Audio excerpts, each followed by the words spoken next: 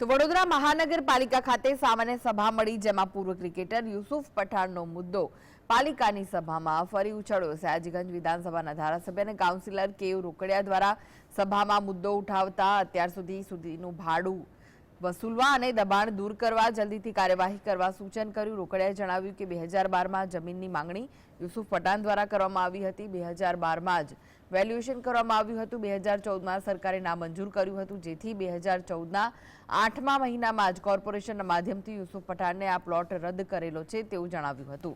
જે બાદ પણ આ પ્લોટનો એક પણ રૂપિયો યુસુફ પઠાણ દ્વારા પાલિકામાં આજ સુધી ભરવામાં આવ્યો નથી। જે બાબતની જાણ પાલિકાના ધ્યાનમાં આવતા તેઓને નોટિસ આપવામાં આવી। જે બાદ ચોરી ઉપરથી સીના ચોરીની જેમ યુસુફ પઠાણ આ જમીન મુદ્દે કોર્ટમાં ગયા છે।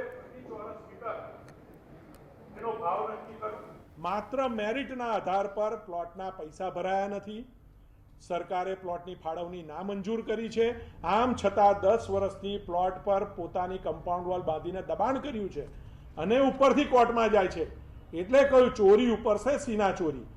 આવા વ્યક્તિઓને સબક શીખવાડવું અને આ દબાણ તાત્કાલિક ધોરણે દૂર થવું જોઈએ, આવી મેં માગણી કરી છે।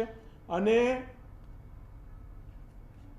કોંગ્રેસના કાઉન્સિલરે પણ સૂર પુરાવતા એની જોડે ભાડું વસૂલ કરવું જોઈએ 10 વર્ષનું, એવી પણ અમે માગણી કરી છે।